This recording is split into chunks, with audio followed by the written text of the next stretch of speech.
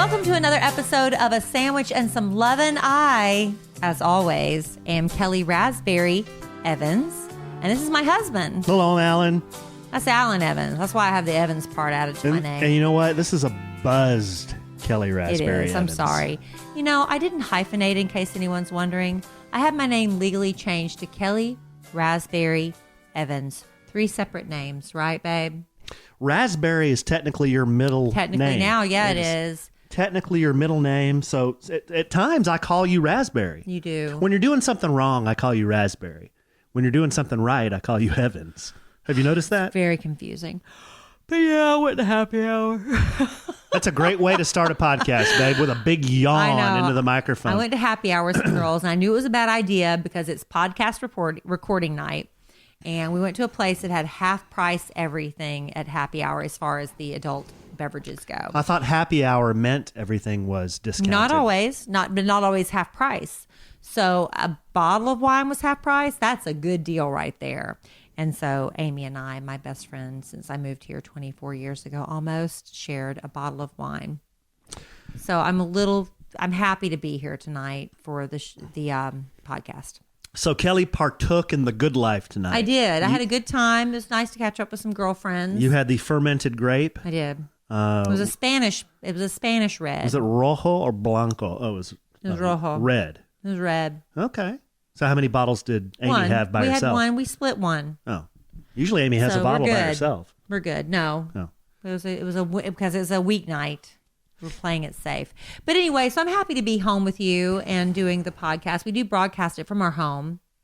We do. We broadcast it from the mini-man room, and we will only be broadcasting here for about another 2 or 3 weeks or so. Yeah, and then we're going to move into Evans Manor. We're moving from the estate into the manor. You don't want to keep calling it Evans Estate? You want to be Evans Manor? Well, I think it is a little bigger than Evans Estate. It's a manor. It's like Wayne Manor, and we where haven't Bruce decided, Wayne lived. That's why I want to call it Manor. Right. We haven't really decided where we're going to broadcast from in the new manor. It's going to be a learning process. Maybe a different place every week we can broadcast from a different room. Well, at the manor, I will have my own orifice or office. We will have a media room. Yeah, the house comes with a media room. That's a possibility. Isn't that a waste of space, though? We will have a room where you'll have your little office set up. That's a possibility. No, my office is going to be shoved in a desk into some room that already exists. You're the only one, master of the house, who has your own designated room. You make this sound like... I don't have my own office space. Guys, I don't. Everybody listening, she makes this sound like she's crammed into some janitor's closet. It's not. I didn't say a janitor's closet, but my desk is going to be in a room. In the formal living room. Perhaps it might be in the formal living room, or it might be in our bedroom. But I'm not going to have my own space. We're not going to put the desk in our bedroom. Why wouldn't we? Because that's not feng shui. Oh, you don't even know what feng shui Yes, I do. is. You have no clue. Yes, I do. You've never studied feng shui. Well, I still know what it means. What does it mean? It means it's bad energy to put some big office desk. But what does feng shui mean? I don't know. You don't even know. Good energy. How about a TV in a bedroom? Is that good feng shui? It means good energy. I don't think a TV in a bedroom is feng shui. You're going to have that, aren't you? It's not going in the bedroom. Okay, we haven't even gotten started, and you're already whipping me. I am? No, I'm kidding, babe. You're not. All right. You're not. But take another sip of your whiskey, babe. We've you know what?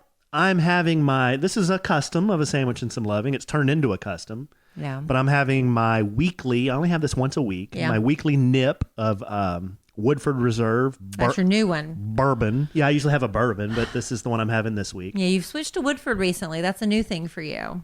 Now, let me tell you why. Because I want to give a shout out to, I got 2 shout outs. Okay. One is to hashtag not an ad, just shout outs. A listener, a very faithful listener of ours, her name is Jamie Conley. Hey, Jamie Conley. Jamie Conley. Hopefully she's listening to tonight or today, whenever you're listening to this podcast. But she originally lived in Woodford County, Kentucky. And then she moved to your home state. South Carolina. Palmetto State, yep. And she's now a cake artist. Oh. And this is what she does as her side hustle. She has a little company called Purdy Cakes. Purdy, Purdy, Purdy, and you can look them up on Facebook. And she's based out of what part of South Carolina, do you know? Aiken. I know Aiken. Aiken, South Carolina. But what Jamie did is she made us these wonderful bourbon balls. And they're made with Woodford They are made bourbon. with Woodford bourbon, and these are the best chocolates I've ever put in my mouth.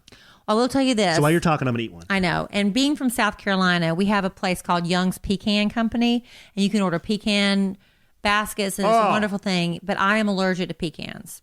It's not like I'll die, that out. but I know, baby. But it'll make my mouth. I'll have my own. No. But it'll make my mouth itch really bad. So I'm going to take the pecan off of my bourbon ball. But it's so good. Oh, that is so good. You're not supposed to eat while you're talking on a microphone, but. So thank you for that, Purdy Cakes. Yeah, thank you, Jamie Conley and Purdy Cakes. And that's how easy it is to get your business mentioned on a sandwich. send us food. No, she just contacted me on Facebook. So nice. She goes, "Hey, look, I'm not asking for anything. I just want to send you guys some chocolates because nice. I love the podcast." And I'm like, "Heck yeah, send them." And you're in South Carolina. So Jamie, just like my home. I love that. Jamie, if you are listening, thank you. Thank you, and send me your return address. Was it on the box? Well, I think we threw the box away, didn't we? I think it's in the garage. Oh, okay. Well, we'll get your return address because we're going to send you something for being such a loyal, faithful fan. So I needed that little sweet because I went to a happy hour tonight and I left without something a little sweet. So that was good. Those pecans are good too. I can't eat pecans. Now you're just rubbing it in. Wash that down with a little Woodford Reserve. Oh, and you know, I wasn't life is good. I wasn't always allergic to pecans. But one day I remember when I was probably in my early 20s, I was doing some cardio. And I was really working out. I put like Madonna in my headphones. And I was just doing cardio in the living room. Don't go for second best, babe. No, it's probably more like starlight, star bright for star I see tonight. Something like that probably. Anyway. 'Cause I'm crazy for you. Well, that's not really a good song to work out Touch to. me once and you know it's true. That would be Madonna. That'd be more the cool down song. So anyway, my father liked to keep pecans in a Tupperware container in the freezer. He liked eating cold pecans. So I remember I've been working out. It's one of those times when you're like overworking out, and I wanted to get some pecans. So I went there and put a handful in my mouth, and I went back and started working out. And I guess the blood pumping through my veins, I had a horrible allergic reaction. Like my eyes swelled shut, my ear holes swelled shut. It was bad. Really? I had to get in the bathtub with baking soda and all that stuff and just soak and take, Claritin or whatever I had, Benadryl. So that's when I was in my early 20s before I developed my pecan allergy. And then just through trial and error, I realized I was allergic to macadamia nuts and to walnuts. Not where I'll die. What about these nuts? No, I just have an aversion to those, not an allergy. So anyway, I don't need like an EpiPen with me, but it just makes me like, want to clear my throat because it itches real bad, that kind of thing. But I heard if you eat something that makes you allergic, the more times you eat it, you get more allergic. Have you heard that? I've not heard that. It gets worse and worse. I'm not allergic to any food. I know, but well, some food gives me the green apple quick step, but you have to go poo. That's everything you eat. Let's just be honest. that's not true. But anyway, that's just the only, in the big scheme of things, that's the least of my worries, to be allergic to walnuts, pecans, and macadamia nuts. But I do miss a good pecan. I could tell a joke right now about walnuts. What? Chestnuts. I've never heard a joke like that. What do you call nuts on a wall? Walnuts? What do you call nuts on a chest? Chestnuts? What do you call nuts on a chin? Chin nuts? This is a rated PG podcast, so I can't. Was that not the answer? I can't. It was not the answer. I don't get it. Yeah, we'll just keep moving. I wanted to give one more shout out to. Can I have another bourbon ball without the pecan while you're talking? I'm gonna take the smaller one. Have another bourbon ball. Do they have once you cook them, the alcohol's out, right? Yeah, I think so. Okay, good. But yeah, I was telling Kelly this week. I reconnected with an old friend that I haven't seen in probably 4 years. Mm-hmm. And I just wanted to say hello to my friend. He listens to the podcast, and his name's Bill. We met for lunch and just had a great time. But in conversation, I learned that, and I think I knew this about Bill, but I didn't really know what he was going through. But he beat cancer earlier in his life when he was in his 30s, and it was a really bad kind of cancer. And he was telling me that he had this when his son was 4 months old. And it took him a while to get past it, but he beat it. Yeah. And then he's my age, so he's 47. This was a while back. But right before we met for lunch, I mean, literally, he was pulling into the parking garage. He got a call from his doctor, and it wasn't a good call. Yeah. And his doctor said, hey, something showed up on your blood work. We need you to come in. So I just wanted to give my friend Bill a shout out. Hopefully, everything is going okay with him. And I know we got some bad news, so we're praying for Bill. I hope it's not bad news. Yeah, I really hope it's not bad news either. I haven't talked to him since. It just happened like yesterday. He told me this. Yeah, this just happened yesterday. So Bill, we're praying for you and your family, and hope that Conquer you it. beat it this time like you did the last time. So. Oh, all right. That was heavy. Yeah, sorry. So anyway, let's talk about what are we going to talk about, babe? Let's talk about what we're going to talk about. What do we got? Did you know that? Today? Did you know that in presentation training, that's what they teach you? They say talk about what you're going to talk about. Tell them what you're going to talk about. You're going to talk about it, and then you're going to tell them what you talked about. Okay. Well, what are we going to talk about? Well, today? we're going to talk about the movie that I'm going to be in that starts shooting Friday. Have a little issue with that. We'll get to that in a minute. Yeah, we'll get into that in a minute. And we may even do a little script run through. I think we should. So you need to know your lines before you show up on set. We need First some movie, you need to be prepared. I need some practice. I remember Dolly Parton, who I love, said that when she did 9 to 5, she didn't understand how doing movies worked. And she learned not only her lines, she learned everyone else's lines as well. Mm-hmm. So that maybe should be your goal. Have you ever been watching a movie and you can, or a TV show sometimes, and you can see the other actors mouthing the lines? No, I've not seen that. Yeah. That's bad acting. I've seen that. Well, don't do that when you're acting. And then I'm not an actor. I'm just going to be in this movie right coming up. Sometimes maybe it's your natural charisma and ability. Some people go to Juilliard and they have all these special acting coaches and they spend years studying their craft. And then other people just walk onto a set and they got it and they own it. And there's a lot of resentment, I think, among those people who spend years studying their craft and those who just naturally are gifted. And perhaps you are the naturally gifted, honey. Well, I don't know about that. We're going to find out. I'm so naturally gifted that, you know what, I was Google searching today? What? How to act? Tips for acting. So I watched a bunch of these different What's the best tip you got? Well, there's all kinds of tips, but the biggest takeaway for film actors, and it was saying that people who come off of like Broadway or do stage acting, that's broad. Way Big. over enunciate everything. You're playing to the last row in the theater. Right. Whereas on film, Subtle. The big takeaway for me was it said, don't try to entertain. When you're doing your part, you're not an entertainer. You're in the character. Right. And then just be natural. Well, perhaps when we read your lines today, you can just try to be natural. Yeah. So. And I'll be your acting partner. Okay. So I'll try to be generous. So we're going to talk about the movie, do a little script run through. Another friend of mine sent me this really cool article today about the origins of phrases. So we're going to do a little history lesson. And some of these phrases like you use every day. Yeah, like I don't have a pot to piss in. Where did that come from? Yeah, right? Yeah. So we're going to go through like where phrases like that came from. Right. I don't know that I use a pot to pee in. Piss. Or pee. I like the word pee better. I don't have a pot to pee in. But like dirt poor or on the wagon or off the wagon. That kind of stuff. It's like all those things. Don't throw the baby with the... don't throw the baby out with the bathwater. Where did that come from, right? And so Alan has an article that explains all of it. Hey, you know what? Here you go. I'm producing on the fly. We're going to talk about this sharing thing. Because I know it came up on the radio this morning. Oh, well, it was the after show. It was during the after show. During the Kid Craddock morning show, after we go off the air, we do a little bonus that we do just online. But you had a question. That's where it came up. No, you had a question come in about somebody who took someone's money out of their wallet. Oh, and I can't believe you didn't talk about it then when you got that question. But about sharing your food? No, it was sharing the money. Oh, the guy's girlfriend went into his wallet all the time and took a couple of bucks. Remember? Okay, we're talking about two different things then. I thought you were talking about when I try to grab something off your plate. No, I am talking about that. But I can't believe when you were asked that question that because your answer had nothing to do with food. Well, the woman asking the man, you went a totally different direction. Like, I thought you were going to say, well, my husband doesn't like it if I take food off his plate, but if I ask him if it's okay, he doesn't have a problem with it. Oh, no. I went a different way with that. We'll talk about that too. Okay. And then, you know what's been just tearing up the internet, babe? The internet's been, we almost brought down the internet with this segment called Interesting. Yes, called Interesting Stuff.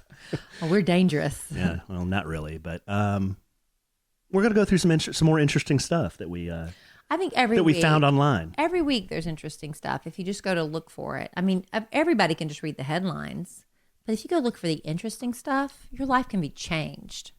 Oh, absolutely. Especially some of the hard-hitting stuff we present. Okay, so that's what we got. Great. Well, what are we going to start with? Okay, so this movie, unless we want to start with something else. No, the movie's fine. You want to start with the movie? Do you want to say No, let's start with the movie. We'll start with the movie. So I got a text from a friend of mine named Greg. Greg used to work with us on the Kid Craddock Morning Show, which we do on kidnation.com. A tall, bearded man. Yeah, hopefully you Very all good-looking man. I hope you all listen on the radio, and if not, go to kidnation.com. You can find the affiliate in your area, or you can listen on the Kid Nation app. A man of many talents. Right. So he's no longer working with our company, but he's got a lot of interests, and one of those is in movies, making movies. So he just texted me and said, hey, do you think your husband might be willing to be in an independent film I'm working on? In the business, we call those indies. In an indie that I'm working on. It'd be no money, but it'd be a lot of fun. Oh, you don't have to mention that. And Alan and I talked about it, and we were like, yeah, it's a time suck. It is, a commitment. Oh, it's a time suck. And it's not any money. But you know what it does? It gives us something fun to talk about on the podcast. And it's going to be fun. It's a life experience. So go for it, right? Well, Alan finally got his first call time yesterday in the email, right? Yeah. So Big Al Mac that I work with also on the radio. My the man. Craddock Morning Show. Every year he throws me a birthday party at his bar. It used to be, well, the now dead, or is that the right word? Defunct. The now defunct McKinney Avenue Tavern. And now, he let always me just tell you this. And he always did that because he really cared about your birthday. No, he doesn't. It never had anything to do with me, okay? I don't want anybody to get it twisted. It was a bar promotion. Pull the soapbox out. I would show up. He would buy me a few drinks. Everybody, but he would bring in an act and stuff. It was basically an excuse to have a bar promotion. That's fine. I love Big Al. Use me. So when his bar closed in Dallas, I just assumed there would be no birthday party this year. But wait, he has another bar about an hour away from where I live. He said, Kelly, I still want to just give me one more birthday party. I was like, all right, Big Al. He said, and I will send a party bus to your house. So you can invite a lot of your couple's friends. We'll do a cooler on the bus for an hour there. We'll drink and have a good time. We'll get there. And on the ride back, everybody will sleep, sober up so everybody can drive home, or they're all sleeping at our house. Boss Man George is coming? No, he's not on the party bus. I can invite him. I invited him. You did? Yes. He didn't say anything. That's because I invited him. Somebody's got to look out for my man. Happened. So it's happening this Friday night. So on Tuesday, Alan gets his first call time. It happens to be at 4:00. Is that correct? Yeah. On Friday evening. And it's in Las Colinas. Which is about, in rush hour traffic, I'd say a good hour from the house. The bus is picking us up from our house at 7:30. Yeah, I ain't making He's filming 2 scenes. One at 4 and one at 6. No way you're making it to my birthday party. Nah. The only way I'm making it there is if you guys pick me up on the way. Which is out of the way. Or you drive somewhere and meet us. Yeah, or I just drive to Waxahachie and meet you there. It's just too far, honey. I don't want you to do that because then you'd have to drive home. And if you had anything to drink, I'd feel bad. So I don't know what I'm going to do. So I'm thinking that you're missing my birthday party. Well, I'll try, but it's okay with me because my real birthday is not until the following weekend. My real literal birthday. And just you and I are doing something that day. Right. And you know what? People are already asking me about that. I said, no. Mm-hmm. Alan is doing something for me, just us for my birthday. Right. That's what I'm saying. That's what you want, right? Yeah. Aren't you kind of whipped by all the birthdays over the last 2 years? I mean, you've had well, last year was a big birthday. I can count 10 birthdays that you've had. Last year was a big birthday. And we went to Vegas and we had Big Al's party. It was a big birthday. This year is not a big birthday. It's just one of those with a 1 on the end of it. The big 4-1. 31. Oh, 31? We're going with 31? 41. I thought I could get away with 41. But, it's still, it's fine. It's never about me. No. Don't ever think my birthday's about me. But that's just the way it is. So I'm sorry you're going to miss my birthday Friday. Yeah, so how did this topic turn into the movie and then it went into your birthday? Well, your movie. So when you got your call time and realized you're going to be in the movie Friday night, you said, honey, can you run my lines with me? And we did. We ran them a couple of times. But I think it'd be fun to run your lines right here on the podcast. But you know what? What? I think before we do that, there's a couple of ways that the director could have sent me the script. This is a big fat script. He just emailed it to you. He emailed it to me, but if he wanted to, you know what he could have done? What? Could have dropped it in the mail using stamps.com. He could have. Because stamps.com is like everything you could do at the post office, you could do from your home or from your small business, as long as you have a computer and a printer and that wonderful digital scaler to tell you about. You know what you can do this time of year during these years, babe? What? Who's been drinking? You can get everything on demand is what I was trying to say. That's the truth. You can get everything on demand. So why shouldn't, the postal service be on demand with stamps.com? Like I said, it's whatever you can do at the post office. You can do when it's convenient for you, because the post office has set hours, right? And we have to appreciate that. They want to go home to their families. But maybe if you're a small business owner, you're working late into the night and you've got to get your stuff ready to go out in the mail. And that's where stamps.com comes in, because you can get postage on demand. With stamps.com, you can access all the amazing services of the post office right from your desk 24/7 when it's convenient for you. You buy and print official U.S. postage for any letter, any package using your own printer and computer. And then how convenient is it when the mail carrier just picks it up from you? How easy it is, babe. Click, print, mail. You're done. It couldn't be any easier than that. We love it, especially now that we've started our own small business in addition to the podcast with the Canda Media. We're having to use it a lot more. And right now, if you use this special code SANDWICH, you'll get an offer that includes up to $55 in free postage, plus a digital scale, so you don't have to guess on how much postage you need, and a 4-week trial. But don't wait.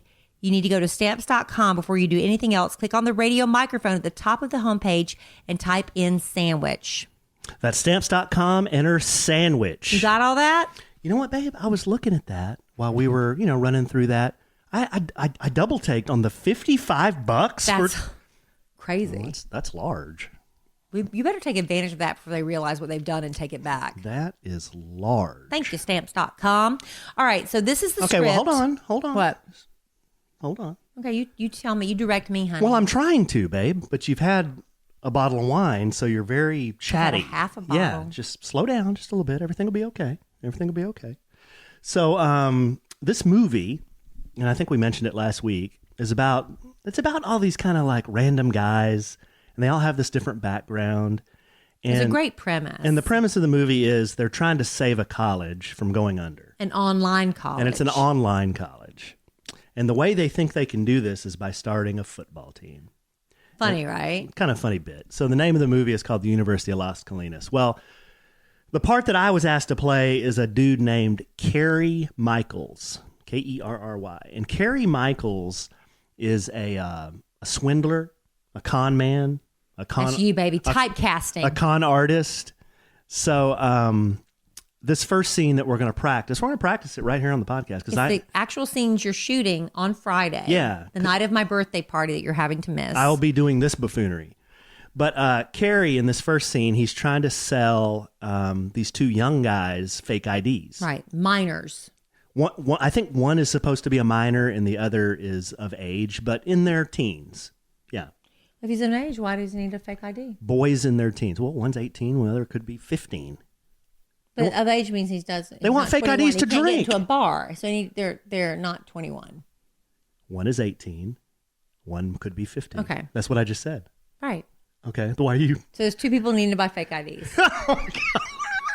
So here's the hard part: is Alan's playing one role, and I have to play two. Right. So because I'm helping him read lines. So when Kelly reads, she's reading two different guys' parts, but one dude is named Dwayne, another dude is named Rick. So I'll try to change my voice so you'll know that it's two. There different you people. go. Try that, and then if we get to a part, babe, where you have to kind of you'll have to read for our podcast listeners so they kind of can imagine what's happening. I'm nodding right now. Yeah, the boys. There's no line there. The boys nod in agreement. Okay, or something. right. Okay. Okay, so we can try to run through this? Yeah. So here, interesting. Kerry Michaels, a man in his early 30s. Sorry, got something stuck in my throat. What? Kerry Michaels, a man in his early 30s, is talking to two teenage boys, Dwayne and Rick. 2 words, gentlemen. Fake IDs. Well, how do we know your IDs are legit? Because I'm a businessman. When you're in my line of work, street cred is important, all right? You can't just get on Yelp and read a review about guys like me. You got to depend on word of mouth. Well, why are they so expensive? Look, guys, good, fast, cheap. Pick 2. I'm good and fast. I don't know. It's a lot of money. All right, imagine this, guys. You're going to be the most popular guys in school on a Friday night when all the cheerleaders are randy and they want wine coolers. Who are they going to call? Anyone? Anyone, Bueller? Oh. You 2 knuckleheads. They're going to call the boys with the fake IDs. Wait, I take that back. The men with the fake IDs. All right, let's do it. How does it work? Okay, first I got to see the cash. I'm going to have to inspect it to make sure the FBI hasn't marked your bills. FBI? Yeah, the FBI. The feds want to put guys like me out of business. Now, here's what I'm going to do. I'm going to take your bills over to my car and I have a scanner. I'll scan the money, make sure the feds aren't following us. If it checks out, I'll take you to my underground print shop. I'll line out the IDs and you'll be on your way. All right? Now, we're going to do this or not? I got another meeting here in 2 hours. Both boys nod in agreement. Good deal. All right. Now, it's $525 a piece. Let's see the cash. The kids pull out their cash money and hand it to Kerry. Excellent. Now, you guys wait right here. I'll be right back. Promise. Do you really think we should just let him walk off with our money? I'll be right back. And this is the only way it works. Now, this is totally up to you. I'm totally legit. Are we going to do this or not? I got a schedule to keep. Yeah, we have to get these IDs. Think about it. Walking into the parties with the prettiest ladies in school on our arm. Those IDs are the key. And we could use them when we go away to college, too. Exactly. Look at the big brain on Dwayne. He's right. These are more than just fake IDs, guys. Think of this as an investment in your future. Kerry walks off and gets into his car as the boys watch. Kerry gives them a wave and a cocky smile as he starts his car. Kerry shoves the money into a brown paper sack. Easy as pie. Suckers! Kerry burns out and hits the gas. What the hell? Let's get him! The boys chase after Harry's car, but Kerry's gone. Rick says, "What now? I just gave him my summer savings." Dwayne, "Don't worry, that rotten testicle is going to get his." Dwayne pulls out his cell phone. "Uncle Sean, some guy just stole all our money." Okay, so that's the end of that scene. All right. So then... So that's the... that's scene 1. That's the fake ID scene. Well, actually, it's scene 6, but... And then we go into the next scene. It's the first one I'm doing. So the next scene, very next scene is Kerry is driving, singing a song about stupid kids in his car when he notices a cop car in his rearview mirror. Okay, here's the song I came up with. Okay, you had to come up with your own song. I had to come up with my own song. You're ad-libbing. So I came up with...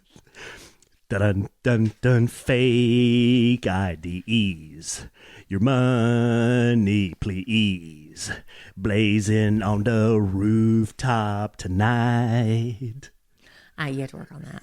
What's wrong with that? I don't like that. I think you can do something better than that. He's going to use the fake ID money to smoke pot. And that's that, man? That's what blazing on a rooftop means. Yeah. Oh, I didn't know that. I'm a con man. See, I know these kind of things. I think you need to work on something else. Okay. Something more obvious for people that don't do drugs. Okay. All right, so Kerry's driving, singing a song. Okay. Oh, hold on. Before we do this scene, I just want to say there could be a curse word in here. That's all right. So I'll clean it up. Is it you or me? Me. This is PG-13. We'll clean it up. This is PG-13. All right, here we go. Okay, so Kerry's driving along, singing a song about stupid kids. You need to work on that song. He notices a cop car in his rearview mirror. Okay, Kerry. Oh, great. What does this guy want? Kerry pulls over, rolls down his window. Sean, who's a police officer, he walks up to Kerry's window. "Did I do something wrong, officer?" "You match a description of a suspect who stole a bunch of money from a couple of kids." "No, sir. I've been working all day." "What's in the bag?" Why did you stop me?" "Suspicious person." "What's in the sack?" You're going to need a warrant to look in my sack." "Looks like money." "Sir, step out of the car." "Officer, you don't have the right to search me, my car, or anything in it." "What are you hiding?" "Okay, look, it's money." "Would it be $1,050. Yeah, but some kids wanted me to buy some fake IDs. I was on my way to turn this money in to the proper authorities, and now you're here. Well, the kids, one of which happens to be my nephew, say you stole that money from them. No, they handed it to me.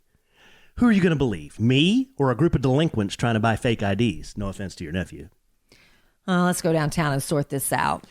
Officer, look, I'm super busy. I don't have time for this. Here's the money. Just take it. Sir, I'm going to have to ask you to step out of the car. Why? Am I being detained or am I free to go? What did I do?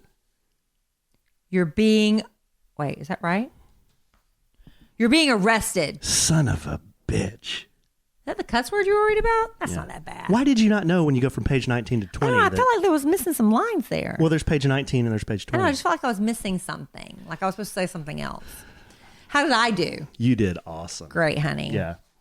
We need you to be a police officer. Thank you. Yeah, you're welcome. So anyway, that's what you're missing my birthday party for. Yeah.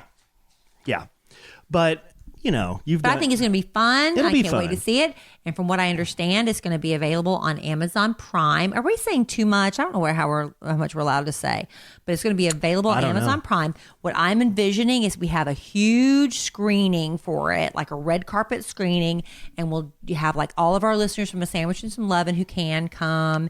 We'll have a little cocktail party ahead of time, so everybody gets a little bit, before the screening. Like so Kellie we'll is right now. Really good. And then we'll go in and we'll all watch the movie together, and that will be awesome.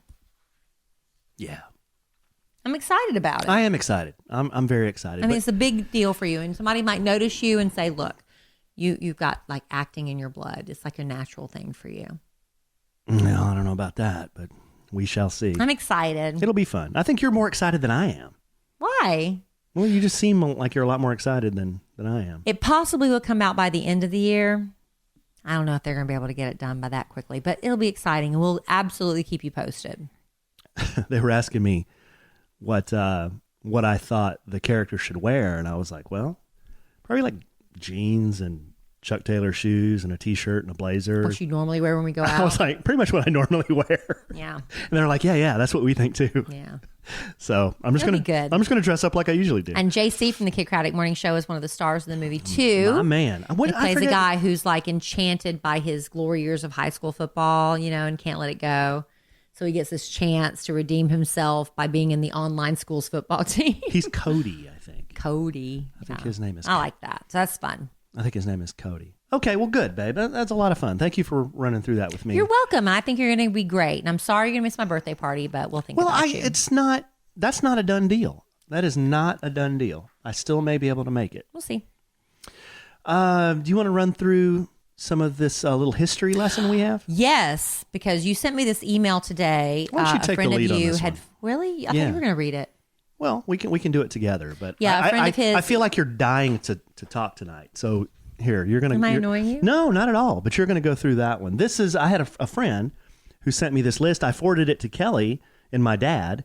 I didn't ever hear back from my dad, but you said you kind of like some of this. I did. I think it's very interesting. Yeah, so why don't we just alternate? Like, well, now I feel bad that I'm talking too much. You're not talking too much. Just you take this one, I'll take this one. All right, so basically one of his friends, a lifelong friend, well, not lifelong, but the past 20 years, sent Alan this, we say things in life. It's like a stitch in time saves 9, or a bird in the hand is worth 2 in the bush. I don't even know what that means. Wait a minute.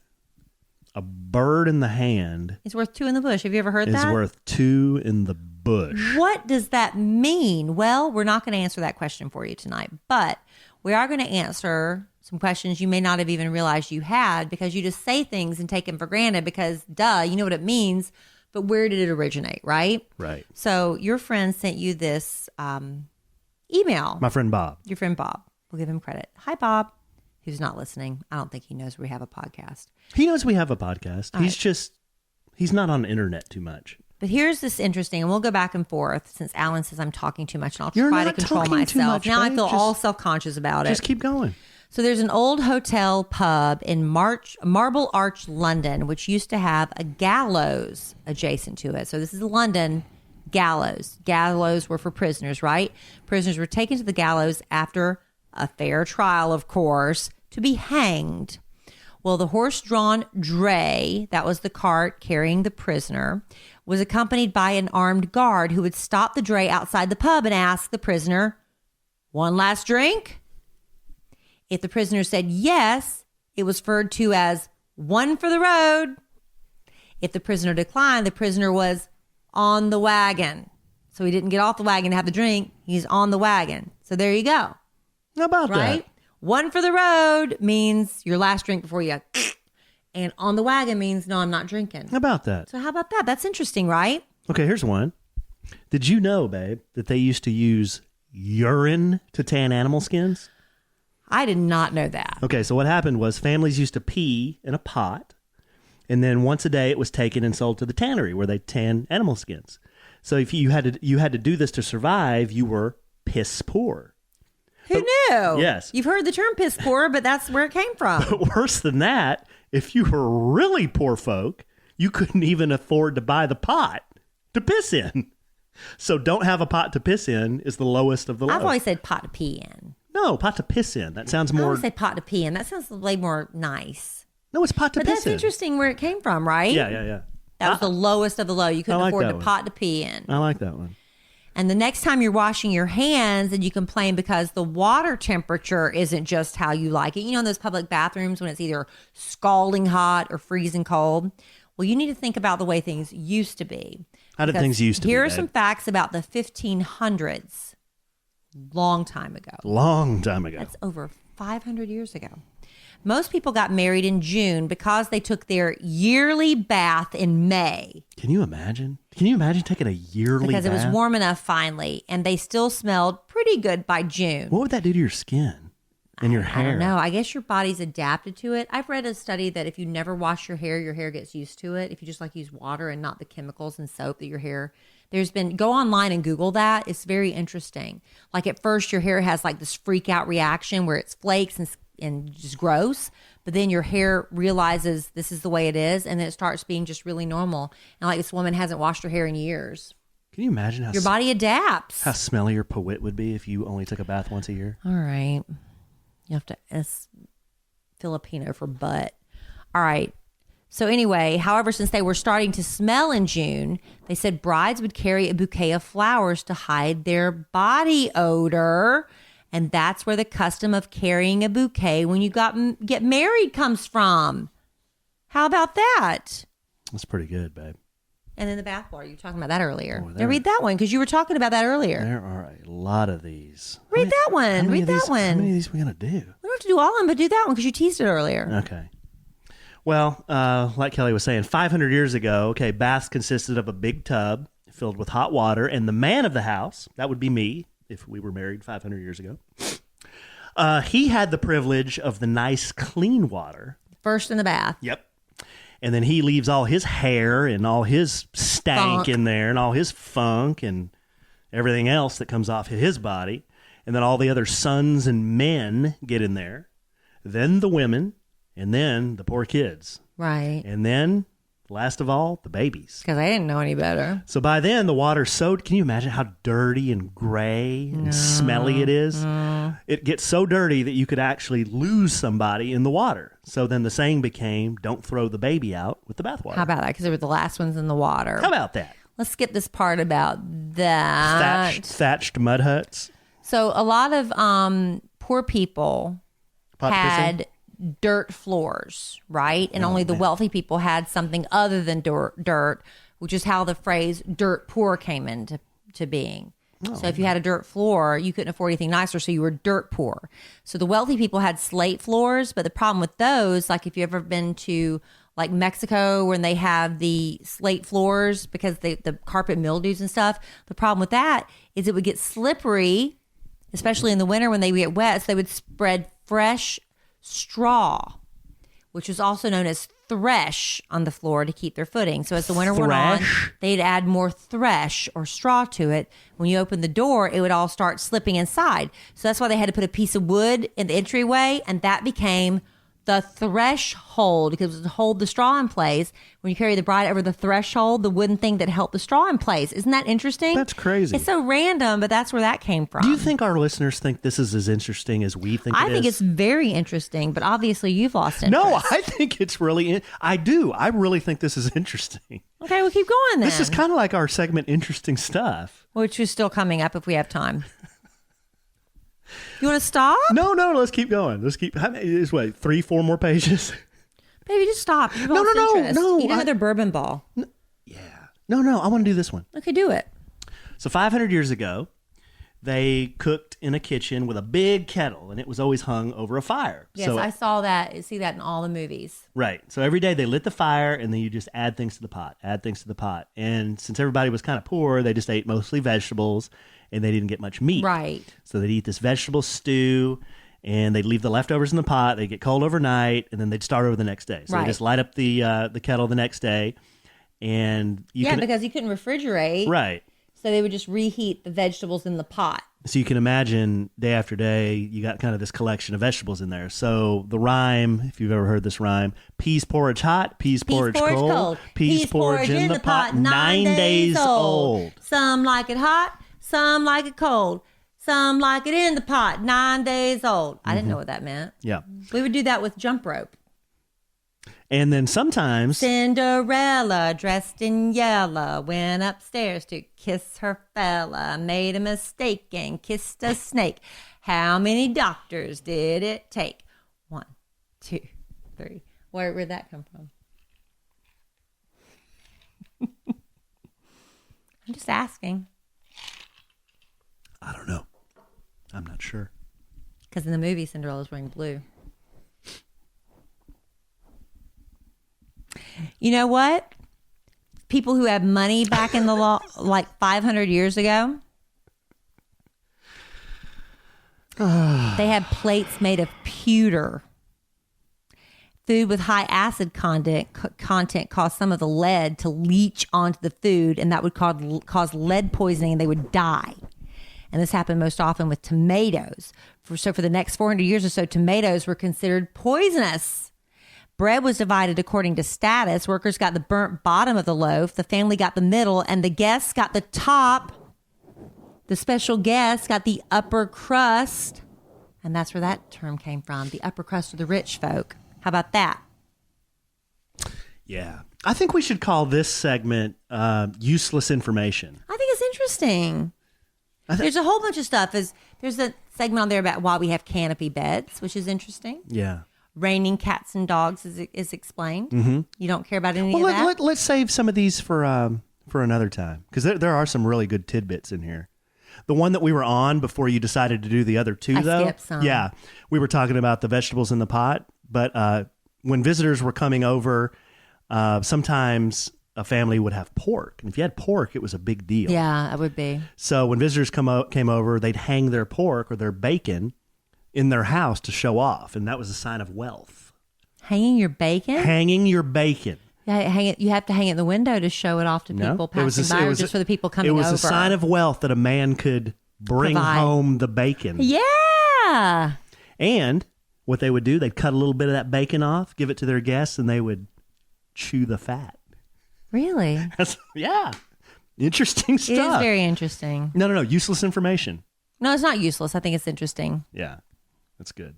That's good stuff. But you know what they didn't have 500 years ago? What? I guarantee they didn't have Brooklyn and sheets. Oh, Brooklyn and sheets. We sleep on those. And you know what? We love them so much. I ordered a set for Emma Kellie as well. My daughter, Emma Kellie. Really? Yeah, she needed a second set of sheets. I don't like having to wash a set of sheets and put them right back on the bed, right? It's nice to have a second set of sheets so you're not in a hurry. So anyway, I decided to order Emma Kellie these Brooklyn and sheets because we love ours so much. And my daughter deserves the best to sleep on too. Your kids do too. We need to order them some Brooklyn and sheets too. Because you spend a third of your life in bed. And it does make a difference when you have something to look forward to at the end of the day. It's your place of rest. It's your place of peace. It's your happy place. And you should get better sleep with the best sheets and with Brooklyn. And you can afford the best without paying that high price that you would pay in department stores. Now, here's the deal, babe. This should do it for you and me and anybody else listening.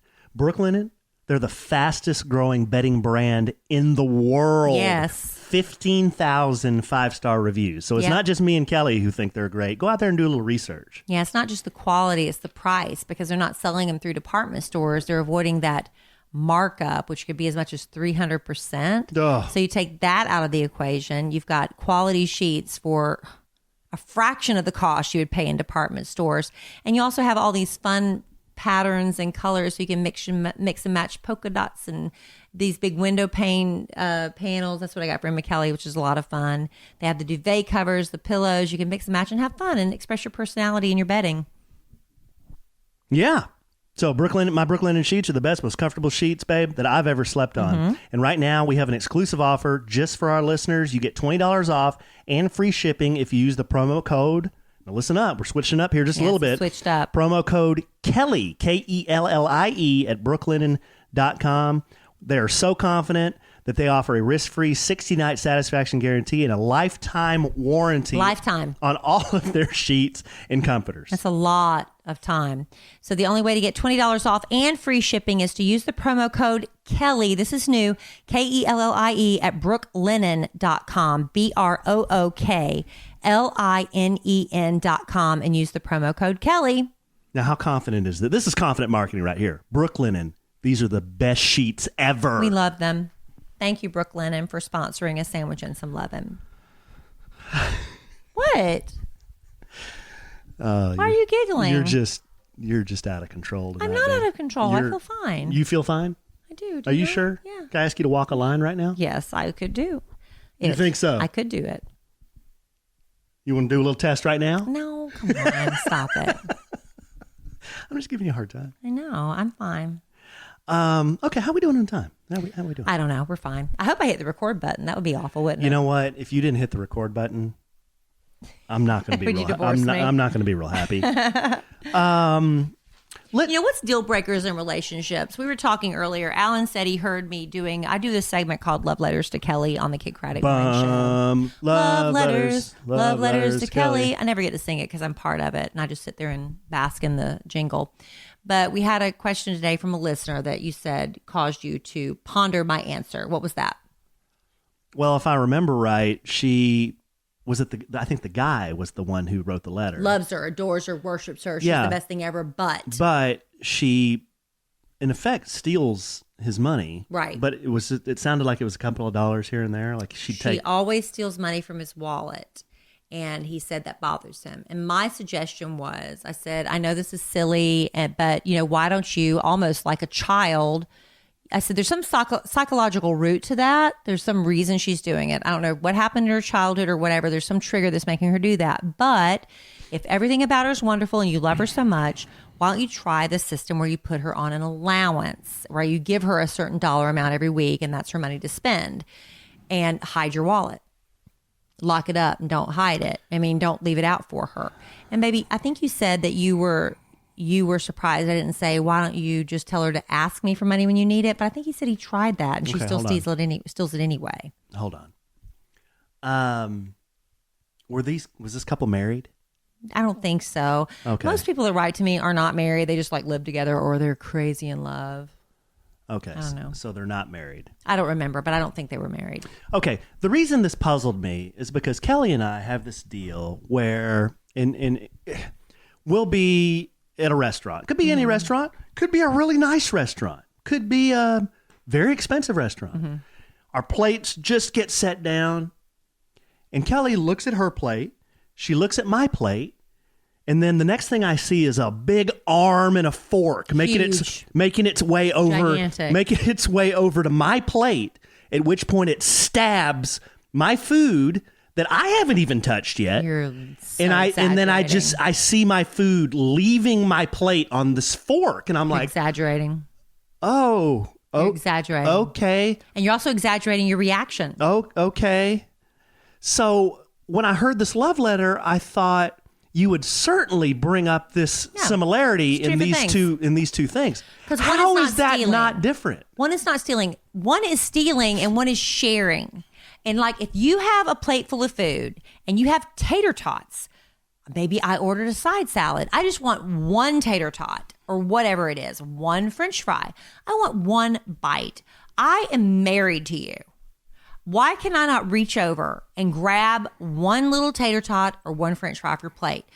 I do that. You get furious. You will set your silverware down and you will look at me and you will do that thing where you exhale.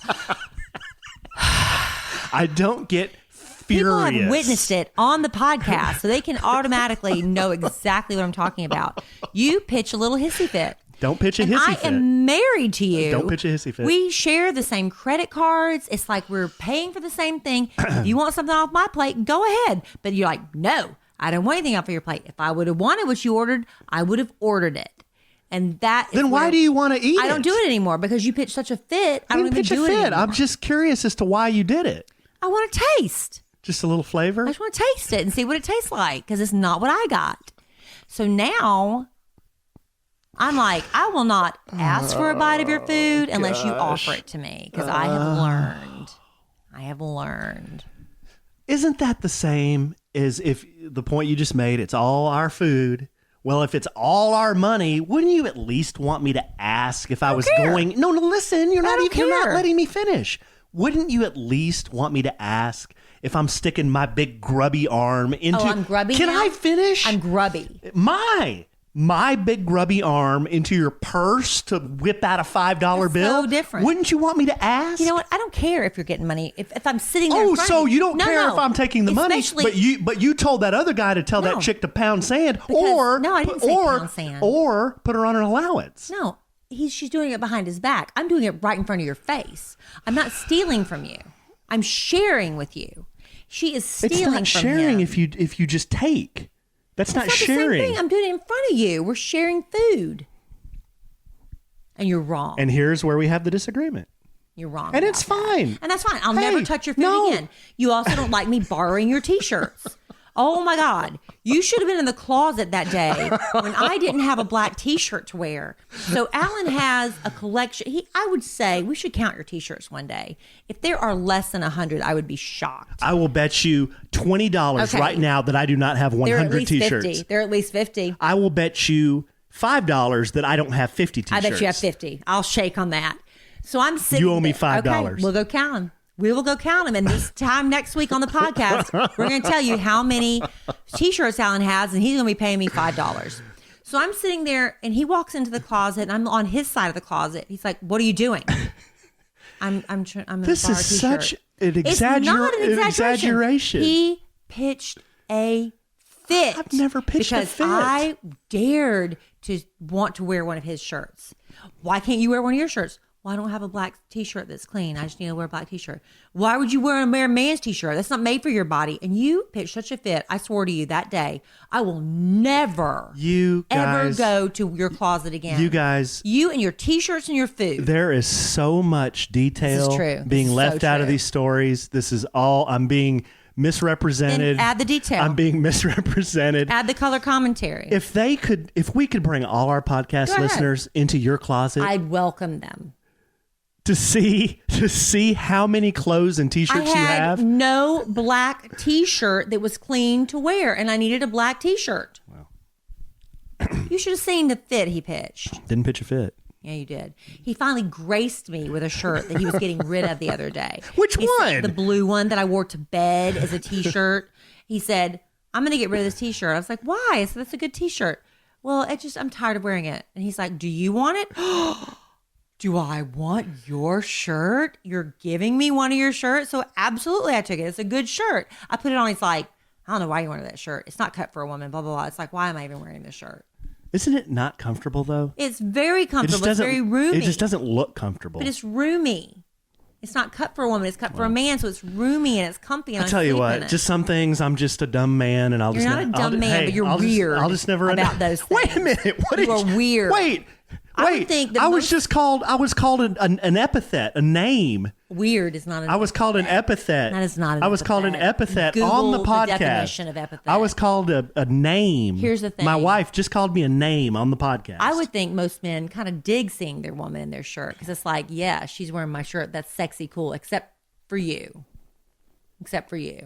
So are you going to tell everybody about the maybe 100 times that I've had absolutely no problem with you borrowing jackets or hats or anything else? Never said one word. In fact, I've encouraged it. In fact, I've encouraged it. So are you going to tell everybody about that? Okay, but so that means you're not denying the part you have a problem with me borrowing a shirt. No, I don't have a problem. Yeah, you do. No?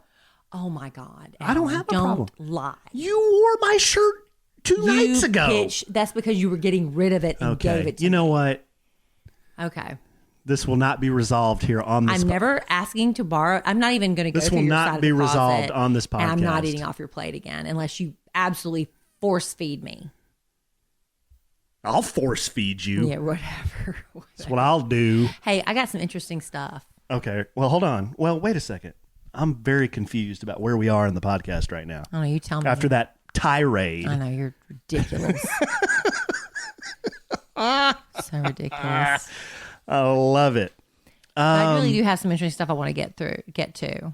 Okay, let's do interesting stuff. Because I know y'all are going to think I'm silly, but this is a real problem, especially if These are our articles, right? Yeah, this stuff I found in the press. Because I came across this article. I'm like, oh, I love this article so much. You know, when you go through these healthy kicks, you're like, I'm going to go to the farmer's market. I'm going to go to the vegetable and fruit section of the grocery store. I'm going to stock up on all this fresh stuff. And you get home, and what happens? You get fruit flies. You have those little natty little things that are in your house. You're like, how the hell? It always happens in the springtime, which is now. And you get these fruit flies in your house. How do you get rid of them? There are these old wives' remedies or wives' tales. Or I don't think they're called wives' tales. But these old home remedies of how to get rid of fruit flies. I'm going to share them with you. I don't care if a lot of you aren't going to think this is interesting, but for the ones that do think this is interesting, you're going to appreciate this very much. And I'm going to try this the next time. The first one they recommend to get rid of fruit flies when you're doing all that healthy stuff and you have the basket full of apples and bananas and you get rid of these natty looking things is you use unfiltered apple cider vinegar. You take the cap off the bottle. It doesn't have to be a full bottle. Even if there's just a little bit left, like it's almost empty, it'll still work. They say if you cover the opening of that bottle in plastic wrap, secure it with a rubber band, and then poke a hole in it, the fruit flies are so small because they're like gnat size. They fly in. They can't resist that scent of vinegar, but they can't exit once they get in there. They can't figure out how to get back out that little hole. So it's like the Roach Motel. Yes, they get in, but they can't get out. That's one. Okay, the another one they suggested, which I'm not sure. They said if that doesn't work for you, because, the plastic, they get in that little hole, that seems a little iffy. Here's another one. They said try adding 3 drops of dish soap, like liquid, dishwasher liquid, to a bowl of vinegar and leave it uncovered. I like this one the best because I don't have to deal with plastic wrap. We all have dishwashing liquid and probably vinegar. So you put 3 drops, leave it in a bowl of vinegar uncover because the soap kind of cuts the surface tension of the vinegar, which is smooth, and the other fruit flies can kind of land on it and then fly away. But that soap makes it kind of sticky and gummy, and they end up sinking in it and drowning. Oh, that's kind of mean to Isn't that interesting? It's kind of mean to the fruit fly. The fruit flies are annoying. Third, and this is the one I've seen before, but this seems like a lot of trouble too. It's that paper cone and a piece of fruit. Fly lives matter too, No, they don't. They do not. So you put a little bit of vinegar, because apparently fruit flies love apple cider vinegar, and a chunk of very ripe fruit in a jar. You roll a piece of paper into a cone. You stick the skinny side of the cone, the narrow side in the jar, and so the big side's up. The fruit flies go down into that little cone, and for some reason they're so stupid they can't fly out and they die. Number 4, red wine, which is going to be an easy one for me because I like drinking red wine at home. You drank it all tonight. But here's the thing. Like I told you a couple of podcasts ago, and I think I even mentioned it last podcast, when I like to drink at home, I like to drink a red wine that's not very expensive. But you have a little bit left in the bottle. This is how you get rid of the fruit flies. Okay. You leave that open bottle with a little bit of wine in the bottle out. The flies go in, and for some reason, they're so stupid they can't fly out. So now you've called the fruit flies stupid. They're stupid. You've said their lives don't matter. They don't. And you've tried to drown them. And the last one's, again, this is the most complicated one, but if you want to go there, milk, sugar, and pepper. It's a method from an old farmer's almanac, which my grandmama Raspberry used to live and die by the almanac. And so I trust it, but it seems like a lot of trouble. Your grandma Raspberry? Yeah, my daddy's mama. You combine a pint of milk, which is a lot, 4 ounces of raw sugar. I'm not doing this. 2 ounces of ground pepper in Oh, a this is too saucepan, much. right? You put it all in a saucepan and you simmer it for 10 minutes. You pour it into a shallow dish. The flies are drawn into it and they drown because it's that sweet. I think it's just the sweetness, and it has to be gummy and sticky, and it drowns them. So I'm going to try either the apple cider vinegar in a bowl with 3 drops of dishwashing liquid, or I'm going to do the bottle of wine. Next time I'm done with a bottle of wine, just leave it open. Well, this is interesting stuff, babe. It is interesting, isn't it? But we don't have a big fruit fly problem Because here. I haven't been to the farmer's market and stocked up on fresh fruits and vegetables yet. Oh. You know what When else I causes? do, it's a problem. You know what else causes a lot of fruit flies is houseplants. And we don't have. I don't think we have one houseplant. We need to do that. I want to do that. I want to bring the outside in. I'm feeling very, what's the word? Is it organic? You are? Is it wanting? I want to do more natural things, and I want to bring more of outside into our new home. Really? I want to have plants. So there's my little interesting stuff regarding fruit flies. What have you got?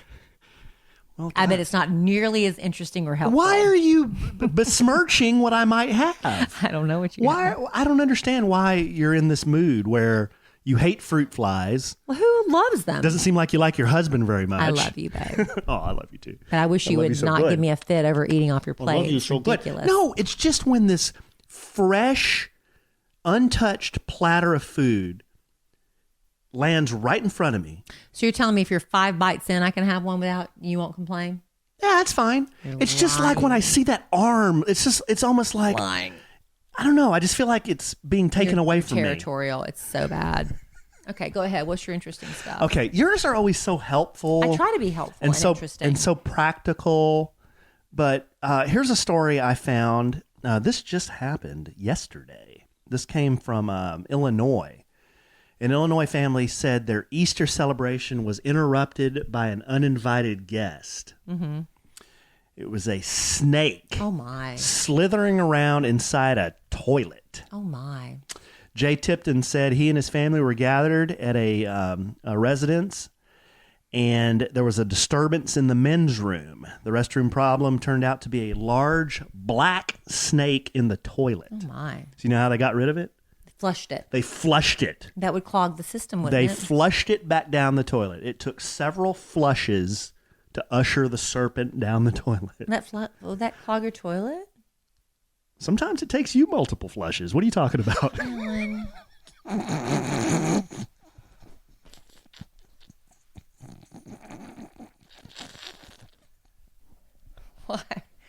Why are you so tickled at that? Except in that case.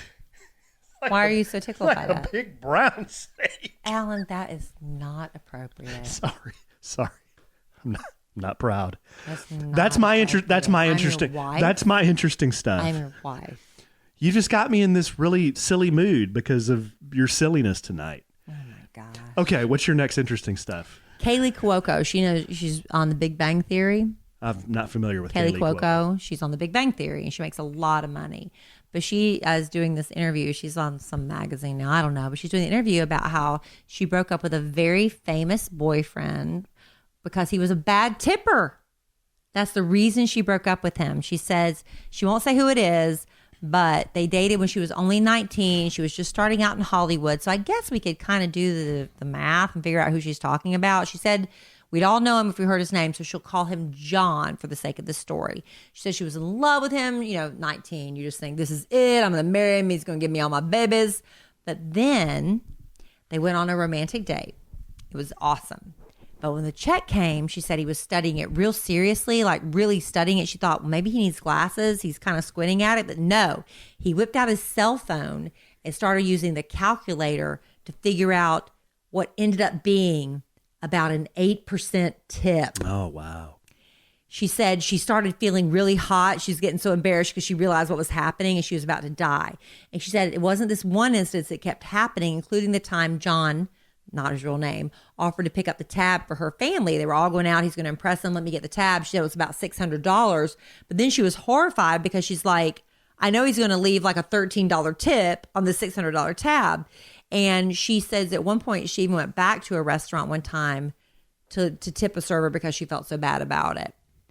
But now she doesn't have to worry about that because she's engaged to this rich guy named Carl Cook. Remember she dated that hockey tennis player gorgeous tennis player. They had a whirlwind romance. They got married after 3 months. And then she said he became a completely different person. It was miserable. They divorced a couple of years later.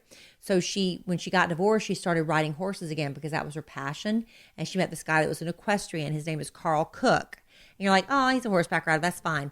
This kid is loaded. His father is the guy that many years ago founded Intuit. Oh, yeah. And they're responsible for QuickBooks. Have you ever heard of QuickBooks and TurboTax? His dad is worth $2 billion. So he has no problem tipping. And then his mom, she launched this software startup in 1982 and then launched a marketing strategy consulting practice who consulted people like Apple and IBM, HP, and Radio Shack. And so he's a trust fund equestrian baby. So she doesn't have to worry about that. And plus she makes her own money too. She can tip. You know, here's the deal, babe. If I were rich, I would be the biggest, fattest tipper. Well, you should be a good tipper now. You do I am okay. a good tipper now. I used to wait tables. See, and so I tip 20%. I always tip 20%. Here's the thing. I went out to lunch with a girl one time, and I was horrified. We were splitting a tab, and she refused to leave a tip. She said it wasn't her responsibility to leave a tip, and I said, well, that's how they earn, their most of their income. She goes, it's not my problem. That's the job they chose. I don't, it's not my responsibility. No, that's not the right attitude. That was her attitude. And then I had another girlfriend, Michelle. Oh my gosh. She didn't realize you were supposed to tip pizza delivery people. And she would order pizza all the time. And one time I was finally at her house and I said, let me give you money for the tip. And she goes, what tip? And that's how I found out she never knew she was supposed to tip. I was like, girl, they are spitting in your pizza when they deliver it because they know you're the house that doesn't tip. Right? This is Masters Week. And you've heard of Tiger Woods. Yeah. You've heard of Phil Mickelson. Yeah. If you follow golf, there's this running. Does it have to do with tipping? Absolutely, it does. If you just let me get to my point. Okay.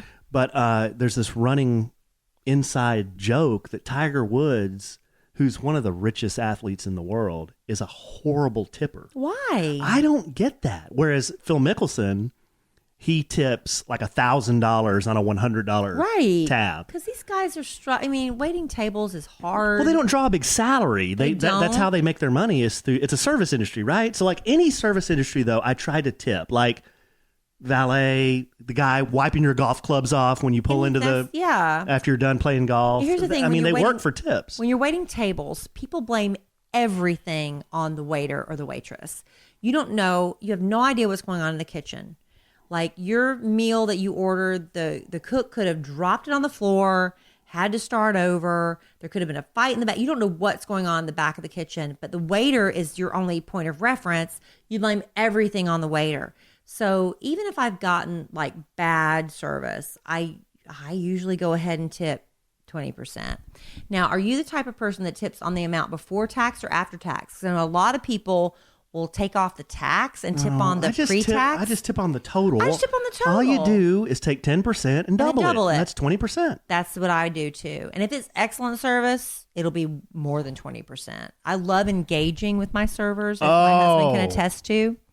I love chit-chatting, talking, having a little rapport, and you'll get more money out of me if you do that. Sometimes Kelly will talk to our server more than she'll talk to me. I love it. Because I used to do it. But anyway, that's so tip top, babe. It is and my brother used to wait tables. He worked for Ryan's Steakhouse, if you're familiar. It was sort of like everything. You could order a steak and stuff, but you could also order a salad bar. And my brother would be responsible for bringing the drinks, the pitchers, and keep he busted his butt to keep everybody's, the dirty plates clean, the teas service, water service, whatever, refilled. And he said, remember one time after this huge party came, it was hundreds of dollars, the guy that was in charge of everything kind of just threw $5 on the table and got up and walked out. I was furious. So the next time I went and ate lunch at his section, I gave him like $20 or something for my salad bar. I just hate that. People need to respect their waiters. It's a hard job. Well, that's interesting stuff, babe. That tip talk is interesting stuff. Kaylee Cuoco. I thought it was interesting. Well, she dumped a guy because he was a bad tipper. Gosh, that's a good story. Here's my. What's the weirdest reason you ever dumped someone? Is there like something like that you dumped someone because of some like little quirky thing?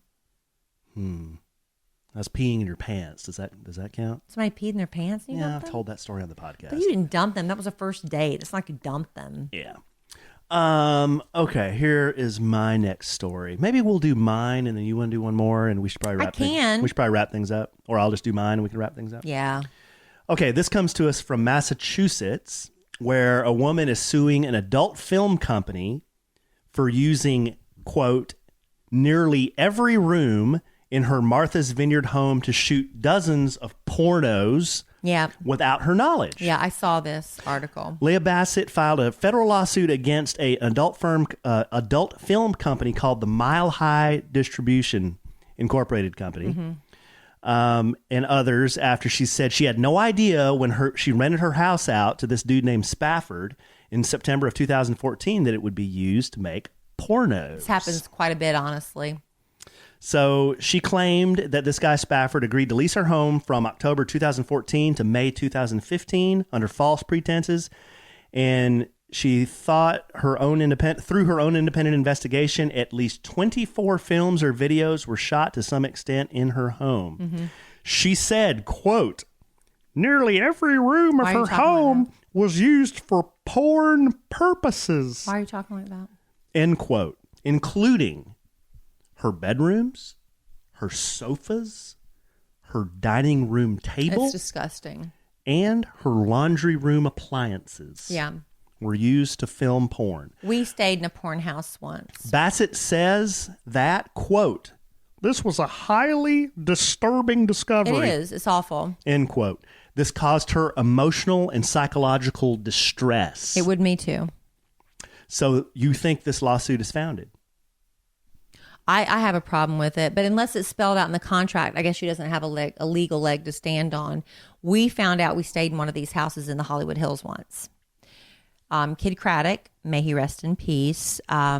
He was the host of the Kid Craddock Morning Show, and he wanted to take the show on the road, so we went to Los Angeles, and he went online through one of the services. I don't know which one. You know, they have several where you can book homes to stay in, and he found this really beautiful home in the Hollywood Hills. Well, when we got there, the rooms were beautiful, but we noticed some of the furniture was a little bit worse for the wear. Let's just say that. And come to find out through a fellow employee who I shall not name, recognized some of the rooms from the house we rented. Al? No, it was not Al. I promise you it was not Al. But they recognized them in a porn.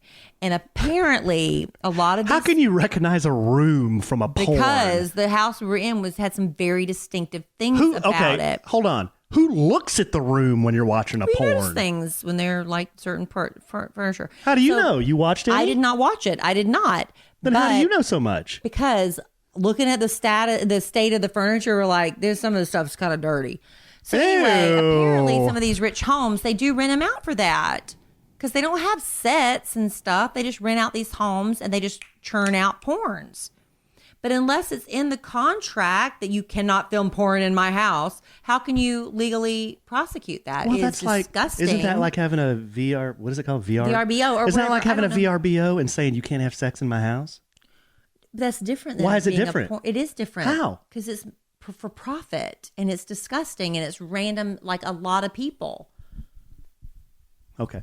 It's very different. No, I'm just wanted to hear what you thought. That's I what agree. I think. I think agree it's disgusting and gross, but I stayed in a porn house. So what if you went to a VRBO and what if a couple was wanting to have sexual relations and they filmed themselves with their iPhone? How is that any different? It's different than being in porn where everybody buys it and sees it and stuff. It's disgusting. Ever done that? Done what? Are you kidding me right now? What are you talking about?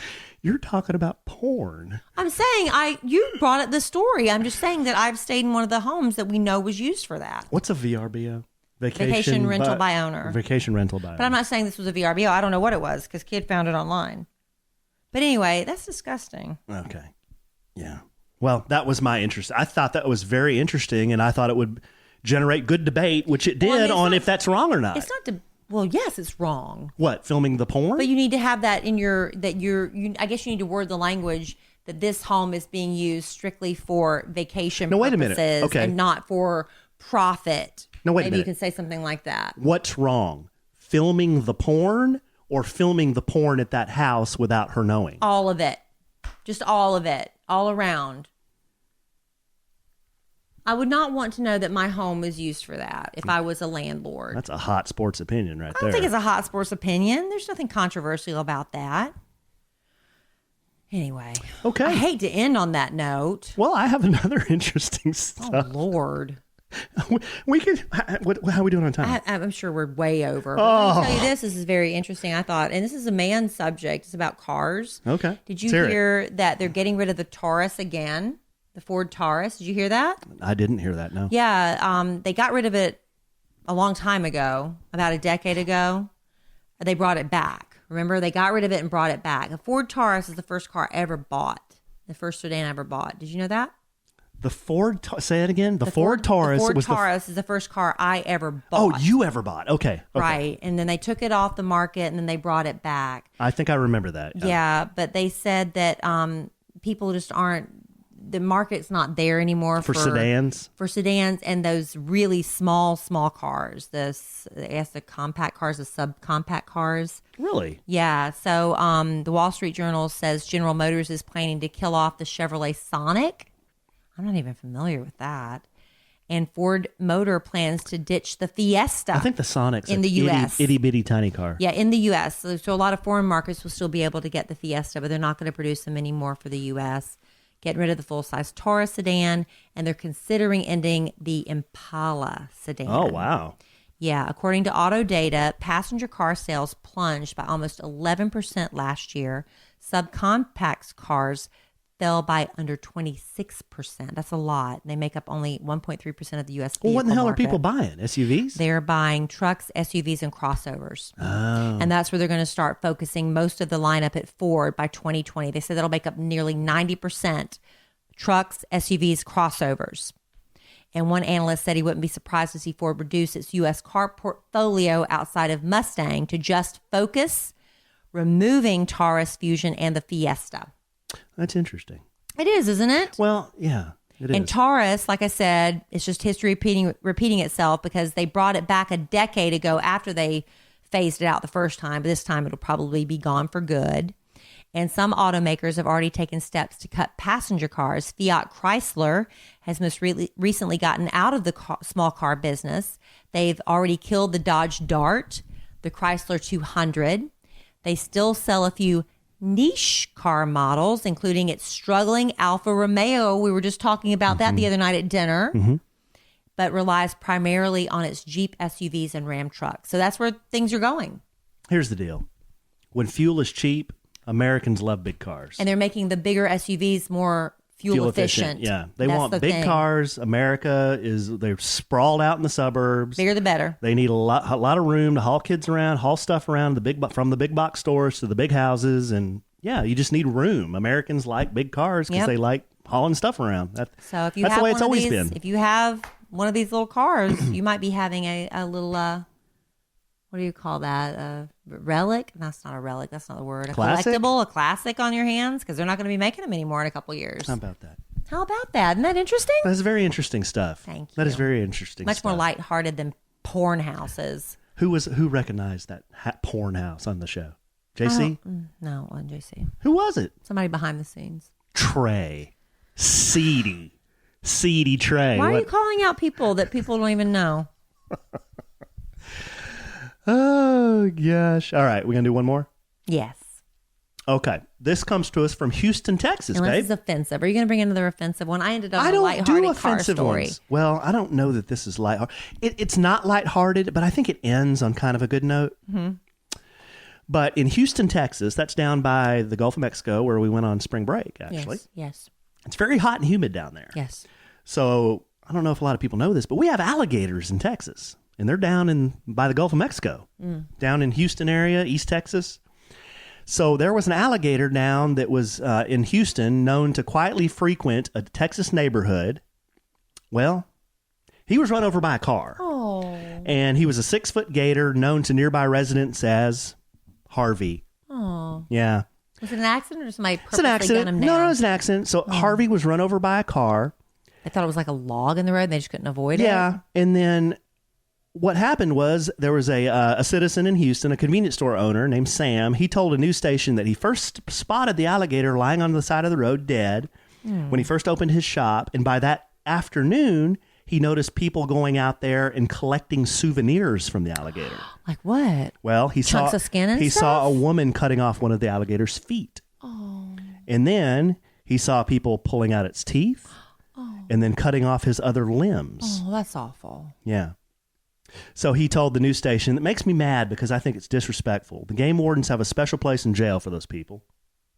Other residents shared similar sentiments, telling the station that Harvey, man, I feel bad for Harvey. Harvey was peaceful, and she would keep to, I don't know how they knew it was a she. Harvey was peaceful and would keep to herself in the pond she lived in. Oh. It saddens me she's gone. Gators are magnificent creatures. I love all animals no matter what they are. I can't believe they just Isn't that horrible? People just went and like dismembered the alligator for the souvenirs.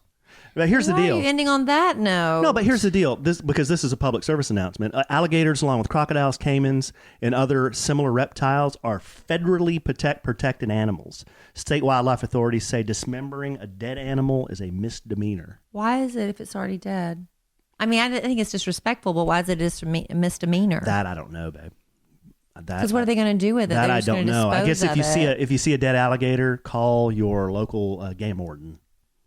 Well, they're just going to dispose of it anyway, right? Yeah, they're just going to take it and dispose of it. But I mean, guess it's just, I wouldn't to prevent things like this. Yeah, it's just disrespectful. Isn't that horrible? I don't like that. Gosh, well, that's all I got. Oh gosh, why didn't we end on the cars?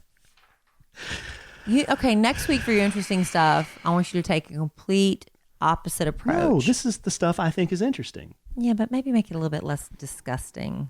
Okay, we're going to finish up here with a third spot, even though it's not really a sponsor. It's kind of a sponsor. This last spot is brought to you by Canda Media. Oh, that's us. That's us. Canda. Kelly and I just started our own Canda can do. Started our own company called Canda Media. We're just getting off the ground. We haven't even launched a website yet. It's K&A Media for Kelly and Alan, but it's Canda Media is what we're calling it. That's right. And there's a description of what we do on kellyandalan.com/Canda, Kanda. So if your business needs help with marketing, basically, go to that page, check it out. There's a form. You can send me a note, and we can talk. I'll tell you what, we're already working with 5 or 10 companies. You know, we're kind of already talking with 5 or 10 different companies. So get in early before we're too busy. Yeah, get in early before we're too high priced. Before we can't handle it. No, I'm kidding. But yeah, check us out if you need help with marketing, or you need help with social media, or you need help. You want Kelly to do an event for you, or any of that kind of stuff. We'd be glad to help. And a sandwich and some lovin'. Also, you know, we have an Instagram page. We have a Facebook page. We now have a Twitter. Kelly's doing a sandwich and some lovin' Twitter. I need to get better on that. I'm not tweeting enough. So follow us out there. But if y'all start liking my tweets, it might encourage me to tweet more. So follow us out there, and we'd be glad to. It's sandwich lovin'. Glad to have you. The Twitter handle is sandwich lovin'. At sandwich lovin'. At sandwich lovin', because you can't have that many characters. You can't do one too big, right? Right. So sandwich lovin' is our Twitter handle. But all that should be up on kellyandalan.com, right? Links to all that. Yeah. Yeah, it is. All right, babe. All right, babe. Well, this was fun. We're kind of all over the place because your liver was trying to process that whole bottle of wine you had. It's not that serious. I don't know. I think our audience would beg to differ. Well, I had fun. Well, that's what it's all about, babe. That's what life is all about. It's having fun with the one you love. All right. Right? Are we wrapping up this edition of A Sandwich and Some Lovin'? We're wrapping up this edition. So thank you for doing it with me every week. I really appreciate you. Well, I just have fun doing it. And I appreciate people listening. Thank you so much for supporting the podcast. We appreciate those that tune in to watch us record it live on Facebook. We appreciate it that much more if you download it and listen to it on iTunes, Google Play, or Audio Boom. That's right. So in the immortal words of the great Keanu Reeves, life is good when you have a good sandwich.